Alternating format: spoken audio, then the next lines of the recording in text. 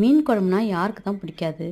ஆனா சாப்பிட்டதுக்கப்புறம் நம்ம சாப்பிட்ட டேஸ்ட்டு நாக்கில நிற்கிற மாதிரி ஒரு மீன் குழம்பு செய்யணும்னா, இந்த மாரி செஞ்சு பாருங்க. ரொம்ப ரொம்ப சூப்பரா இருக்கும். மண்சட்டி வச்சு அது முதல்ல வெந்தயமும், ஜீரகமும் பொரிய போட்டு எடுத்து வச்சுக்கணும். அதே சட்டியில திரும்பவும் நல்லெண்ணெய் ஊத்திட்டு, அதில வெந்தயம் பொரிய போட்டுட்டு, வெங்காயம் ஒரு கையளவு சின்ன வெங்காயத்த நறுக்கி போட்டுக்கோங்க. அது கூட ஒரு சின்ன தக்காளி நறுக்கி போட்டு, 2 பச்சை மிளகாய் போட்டு, மசாலாலாம் போட்டு வதக்கி எடுத்துருவோம். மஞ்சத்தூள், மிளகாத்தூள், மல்லித்தூள் எல்லாமே நீங்க செய்ற அளவுக்கு தகுந்த மாரி போட்டுக்கோங்க.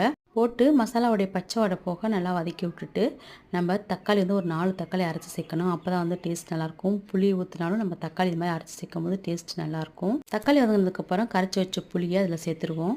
மீன் குழம்பு எப்போவுமே நல்லா திக்கா இருந்தா தான் நல்லாயிருக்கும். அதனால தக்காளி அரைச்சு சேர்க்கும்போது நல்லா திக்கா நம்ம குழம்பு கிடைக்கும். அதனால டேஸ்ட்டும் சூப்பரா இருக்கும்.